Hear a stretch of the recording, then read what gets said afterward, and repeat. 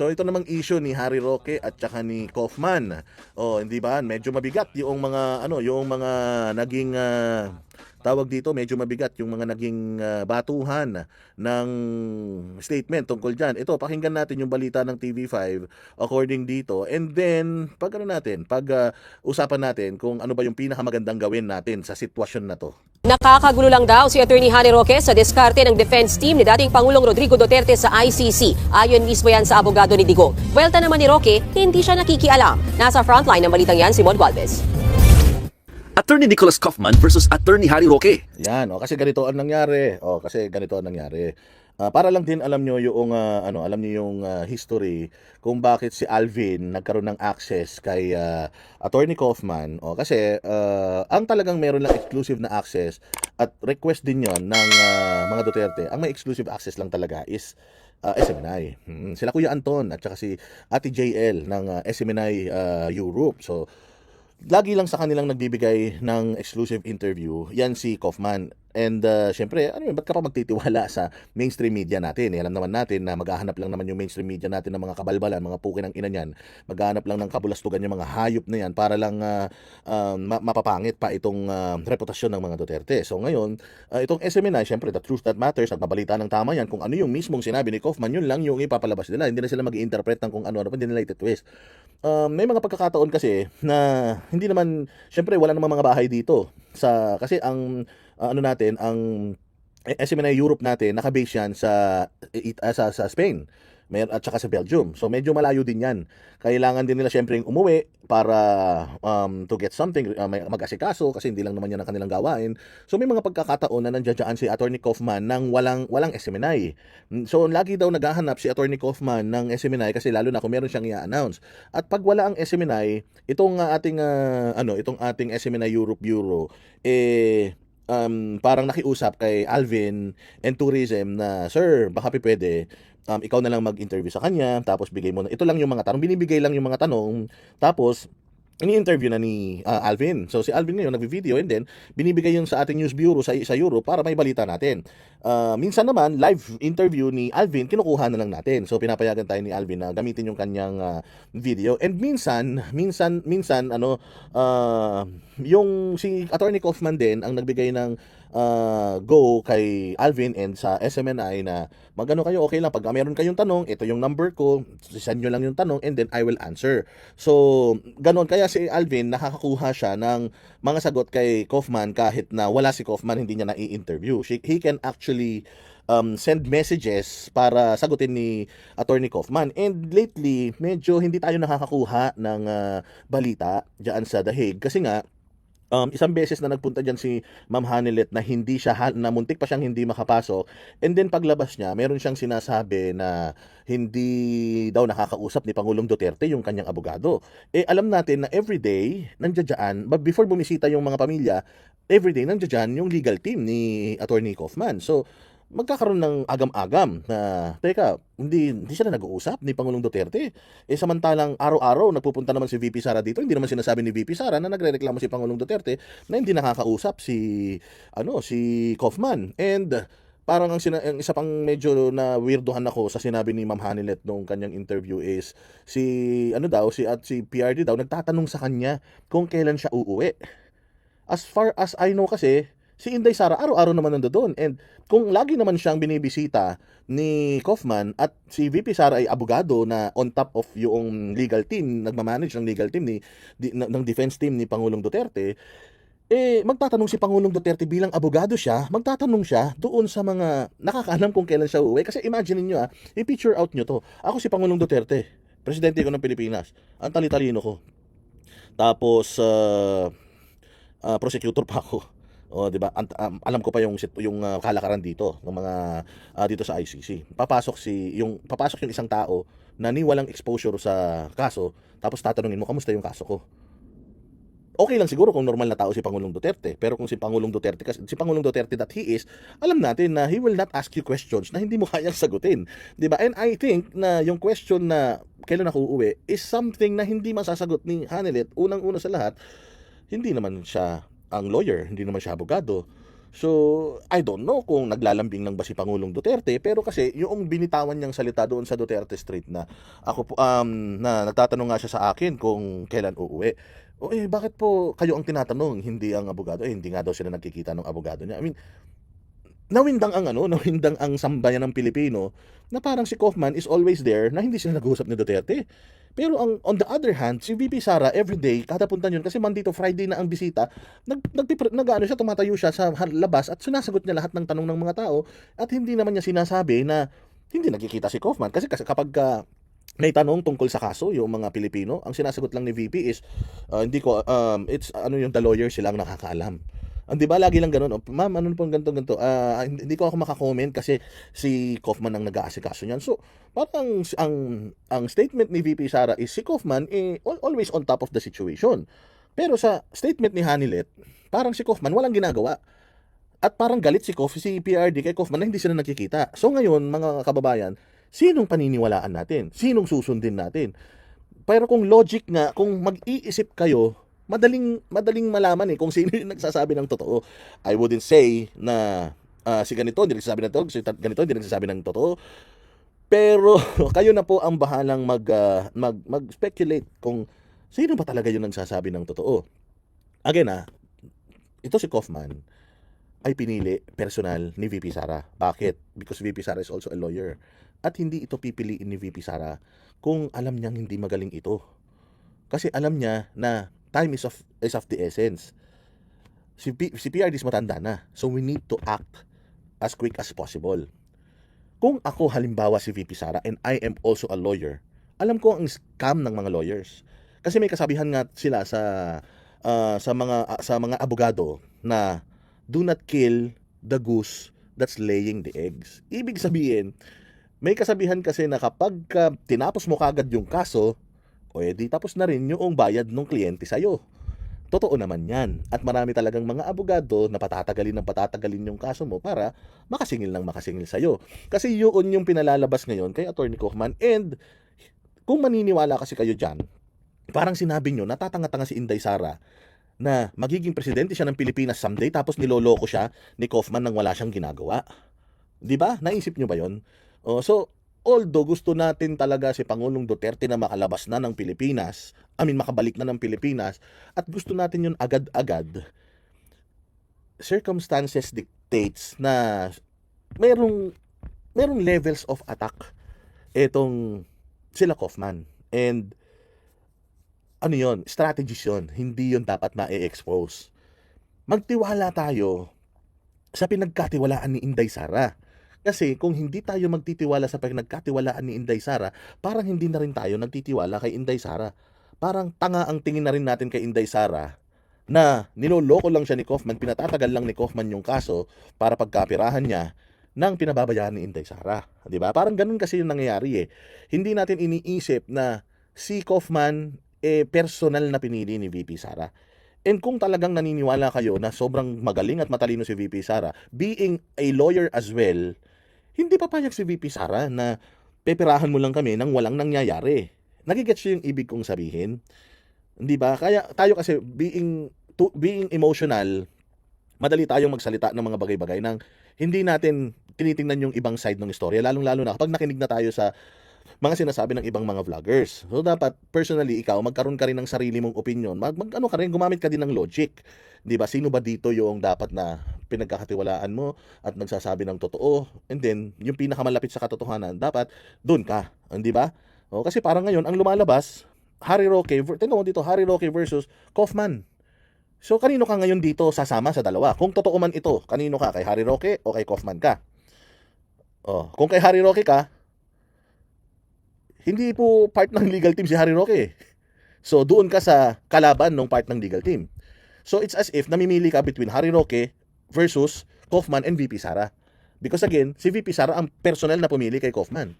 Kanino ka magtitiwala? Kay Harry Roque kalahi ko Kaya lang kahit anong tiwala mo kay Secretary Roque na dahil Pilipino siya, wala siyang magagawa sa kaso kasi hindi siya in the first place involved sa kaso. Hindi rin siya hindi rin siya advisor or consultant.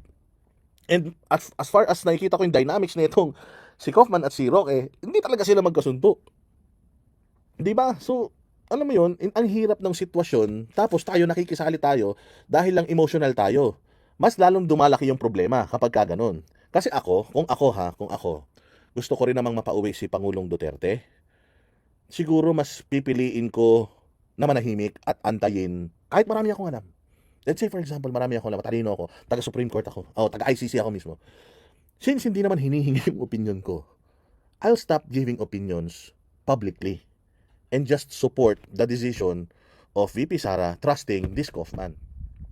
Pagka si VP Sara, tinanggal na to si Kaufman dahil hindi nakatulong sa kaso ni VP Sara, pukin ang ina niyan, ipako natin sa krus yung putang inang abogado na yan. 'Di ba? Ganun ang gagawin natin. But until pinagkakatiwalaan pa siya ni VP Sara, siguro mas maganda mag-antay tayo. Tayong mga DDS, sanay tayong mag-antay ng matagal. Bagamat ayaw natin, sanay tayong mag-antay ng matagal. Antayin nating matapos ang lahat ng ito. Antayin nating umandar ang proseso and then mag-antay lang tayo ng resulta. Wala tayong magagawa, maniwala kayo sa hindi. Kaya lang natin magdasal, kaya lang natin sumuporta, pero wala tayong maitutulong sa kaso na ito. Kasi ang meron lang say dito is yung akusado, abogado ng akusado, at saka yung nasasakdal at abogado nung, abogado, yung nagdidemanda at yung abogado ng nagdidemanda. Yun lang yun. ICC, yung mga judges, even in Supreme Court sa Pilipinas, will not listen to the people. They will listen to the evidence. At wala tayong maitutulong doon. So, I am not discrediting Attorney Harry Roque because mataas ang respeto natin kay Harry Roque and I know na he mean well.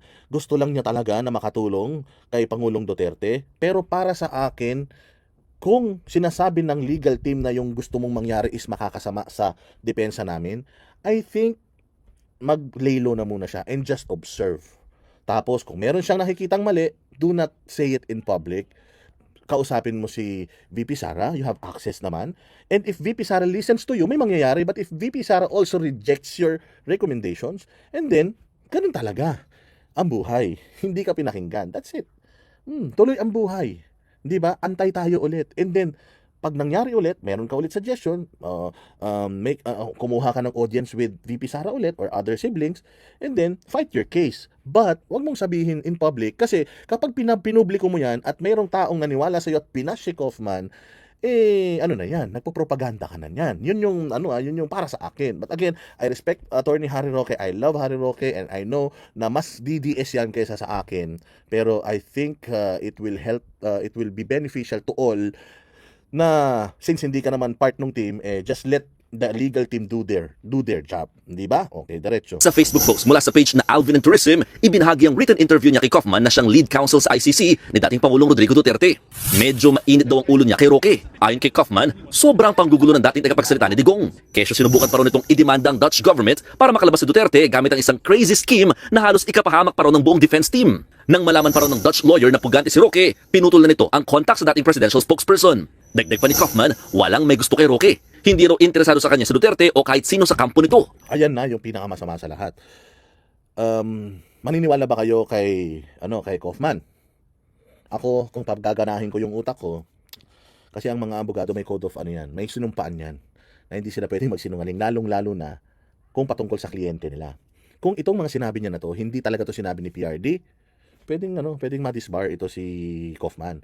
Pero considering that Kaufman is the lawyer of PRD, he speaks in behalf of PRD, ang bigat ng mga binitawan niyang salita dito. It's as if si Harry Roque, panggulo lang sa kaso nila, si Harry Roque, banas na din si Pangulong Duterte sa kanya. At yung pamilya na siguro mga boss nito ni Kaufman na mga Duterte, naguguluhan na rin sa kanya. Ito yung pangit. Ayaw natin dumating sa ganito kasi nga nagkakapersonalan na.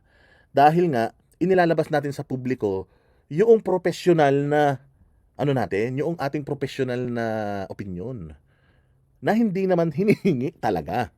Parang nangyayari ngayon, nilalabanan na ni Harry Roque etong si Kaufman at yung legal team na mas magaling ako, mas maganda yung idea ko kaysa sa'yo, ang bagal-bagal mo. Siyempre ako si Kaufman, ako yung abogado, kini-question mo yung authority ko at yung diskarte ko, mag-aaway tayo, hindi ba? Ilalabas ko kung ano yung sinasabi nung para lang huminto ka, baka kasi akala mo gustong-gusto ka nila, hindi po ganun, hindi ka nila gusto. Parang ganun yung pinalalabas dito ni Kaufman. Well, again, Kanino kayo mas maniniwala? Kay Kaufman o kay Harry Roque? Pero again, delikado tong mga statements na binitawan ni Kaufman dito kasi ano yan, hindi siya pwedeng magsinungaling bilang isang abogado. Bawal na bawal sa isang abogadong magsinungaling. Kaya ngayon, dito na tayo ngayon sumasama. Na dahil nagkakaroon na nga ng paksyon, nahahati, putang ina, divide and conquer. Sinisira tayo sa gitna and then sisirain lahat. Masisira dahil dun sa maliit na gap at crack na yon. Kasi yan yung i-weaponize or yan yung sasamantalahin ng makakaliwa. Tandaan ninyo na ang Netherlands, karamihan dyan makakaliwa. Alam nyo ba na ang Netherlands natalo ang Duterte dyan? Hindi nanalo ang Duterte sa the Netherlands. Ibig sabihin, may mga tao pa din dyan na nakapalibot, lalo na kasama dyan sa Duterte Street na makakaliwa, na nagbubuyo para magkaroon ng away. Tapos, masira yung kausa. Yun yung problema. At ito na nga, nakikita na nga natin, unti-unti nasisira na yung cause natin. Wala nang mga OFW na gusto magpunta kasi si ganito ang organizer. Kami ang pupunta kasi si ganito ang organizer. Pangit kasi para na tayo mismo nagpapasikatan, nagpapasiklaban kung sinong pinakamalapit at pinakamalapit sa mga Duterte at pinakamagaling mag-organize. Yun yung problema natin na dapat nating ayusin. Kung gusto natin na marinig ang boses natin, dapat sama-sama tayo, isa lang ang isinisigaw natin. Walang personal na agenda. Okay? So again, I am not against Harry Roque, I'm not against the Kaufman. Ako, nilalabas ko yung aking opinion, baka sakaling maliwanagan kayo. But ang gusto ko talagang mangyari is magkaisa tayo dito para mai-voice out natin, mas lumakas yung boses natin kasi mas marami tayong pare-parehas ng opinion. Huwag na raw makialam si Roque sa kaso ni Duterte at bumalik na siya sa Pilipinas para ayusin ang sarili niya mga gusot. Pero syempre, The former president, di ba? Yun ang sinabi ni Kaufman. The former president told Harry Roque or said, wag ka na makialam sa kaso, bumalik ka na sa Pilipinas, ayusin mo na yung kaso mo because may problema din talaga si Harry Roque. And lumabas patuloy dito sa sa mga statement ni Kaufman na denied yung asylum ni Harry Roque and naka-appeal siya ngayon. Naka-appeal, ibig sabihin, pag may ina-appeal ka, denied. Di ba? So yun yung problema na ang laki pa ng problema mo sa asylum mo, tapos nagfo-focus ka dito. So I think you'd rather, para sa akin, si Attorney Harry should focus on yung para sa sarili niya muna. Total, may umaasikaso naman kay PRD. And then, kapag nakuha niya na yung asylum, nakuha niya na yung gusto niyang makuha dito sa Netherlands, at hindi na siya mapapakialaman ng gobyerno natin, ayan, bumakbak na ulit. Okay yan, walang problema dyan. Kasi ang pangit, nagbabatuhan ng hindi magandang mga statement. At ito ang sagot ni Harry Roque doon sa patutsada ni Kaufman. palabad si Roque. Dinipensahan niya ang sarili. Wala raw katotohanan na sinasabing nakikialam siya sa kaso ni Duterte. Wala rin daw siya mga pahayag na nakakadiskaril sa diskarte ng Duterte team. Hindi naman talaga totoo na ako'y naghihimasok. I adhere to the strictest ethical standards. Ayun. So, di daw siya nangihimasok. Pero, hindi ko lang alam kung sinagot niya dito sa vlog nila ni Maharlika kung totoo ba yung sinasabi ni Kaufman na they tried to sue the Dutch government. Because, again, ito para sa akin lang you are suing the Dutch government. Tapos, nakikiusap din tayo sa Dutch government na kunin siya, ilabas siya dyan at maging host ang Dutch government ng interim release niya. Paano tayo igagrant ng Dutch government? 'Di ba? Kung inaaway natin yung Dutch government. I mean, yun lang sa akin. Pero again, mas matalino sila sa akin kasi abogado sila So mas alam nila. Yung sa akin lang naman is inano ko lang. Parang yun lang yung interpretasyon ko. I may be wrong, pero pwede ring tama tayo, 'di ba? Nagbibigyan tayo opinion. At alam ko na isa sa pangunahin talagang rule of ethics ay huwag maghihimasok sa kaso ng iba. Inamin Wag manghihimasok sa kaso ng iba. Pero kinikriticize mo yung mga galaw ni Kaufman. So, pag kinikriticize mo yung mga galaw ni Kaufman, sa bagay, it's within his freedom, di ba? It's within his freedom. Pero ito isipin mo, kayo mga nanonood, it's within his rights na magsalita kung hindi niya gusto yung ginagawa ni Kaufman. Pero sa tingin nyo, na mga kababayan ko, nakakatulong kaya sa kaso ni Pangulong Duterte itong pagbabatikos ni Harry Roque kay Kaufman? O, ilagay nyo dyan sa comment section kung nakakatulong o hindi. Kasi tama naman siya. I am not interfering kasi hindi ko naman sinasiksik yung ko sa inyo, yung sarili ko sa inyo. Pero nagbibigay ako ng opinion. At ang aking opinion ay pwede kong ibigay. Dapat kong ibigay. Di ba? Opinion ko yan So, anuhin ko yan? Kumbaga karapatan ko na sa malayang pagpapahayag, sabihin na hindi ko gusto yung ginagawa mo. Pero ang tanong dito is, nakakatulong ba yon o hindi? Ni Roque na ginusto niya rin maging miyembro ng legal team ni Duterte pero hindi na nga ito natuloy dahil sa personal niyang issue. Pag sinabi ko kasi naghihimasok sa kaso, ito yung kaso na hinahawakan ni Kaufman sa ICC. At mula naman na naging malinaw sa akin na ayaw niya makipagtrabaho sa akin, hindi ko naman pinagpilitan ng sarili ko. No? At binigay ko naman ng Tama naman yun. Hindi niya pinilit yung sarili niya. So, hindi siya nanghihimasok sa kaso. Pero nagbibigay siya ng opinion tungkol sa kaso. Ang tanong na lang dito is, nakakabuti kaya yung opinion ni Attorney Harry sa kaso o hindi? Kayo nang bahalang sumagot dyan. Yun lang ang tanong. May ita pa siyang sasabihin dito. At mula naman na naging malinaw sa akin na ayaw niya makipagtrabaho sa akin, hindi ko naman pinagpilitan ng sarili ko. No? At binigay ko naman ng buong-buo kong tiwala kay VP Sara nung pinili niya itong si Kaufman. Yun ang hindi ko nagustuhan sa sinabi ni Harry Roque na binigay ko ang tiwala ko kay VP Sara nung pinili niya yan. Hinihingi ba ni VP Sara yung tiwala mo? Yun ang tanong. Hindi ba? Kasi baka mamaya magalit si VP Sara dito sa statement na to. Ha? Binigay mo yung tiwala mo sa akin sa pagpili ko kay Kaufman? Ikaw ba nagbabayad ng attorney's fee ni Kaufman? Hiningi ko ba yung opinion mo nung kinuha ko to si Kaufman? I mean, parang sinasabi niya dito, parang medyo may hint of entitlement si Attorney Harry Roque dito. Parang sinasabi niya na, pinagkatiwalaan kita, Inday, nakunin mo yan. Parang gano'n. Which is, ha? Hindi naman tayo kamag-anak. Hindi naman kita tatay, tsuhin, uncle, tsuhin, ninong. So, kukunin ko si Kaufman whether you like it or not. Magtiwala ka o hindi, kukunin ko si Kaufman. Dahil sa tingin ko, si Kaufman makakatulong sa tatay ko. Di ba? Hindi, parang ano lang, hindi ko lang nagustuhan. Baka ano lang to. Baka ano lang, hindi, lack of better term, ika nga, ni Harry Roque. Pero medyo may sense of entitlement yung statement na yun. Pili ko, no?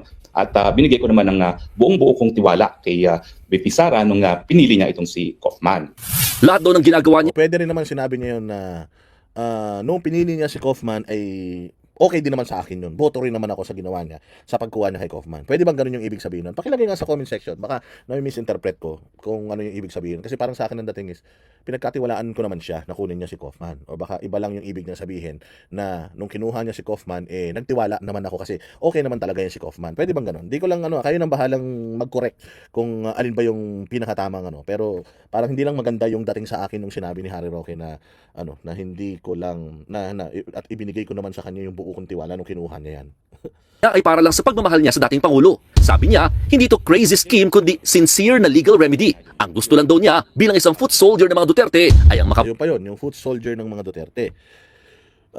Di ko alam kung sino ang nagbigay sa kay Attorney Harry Roque ng pag sabihin niyang foot soldier siya ni foot soldier siya ni PRD. Foot soldier meaning part of the army mo. Ano ba ibig sabihin ng foot soldier? Tingnan nga natin sa mahiwagang mahiwagang kaibigan natin chat GPT. Foot soldier meaning ano yung ibig sabihin ng foot soldier?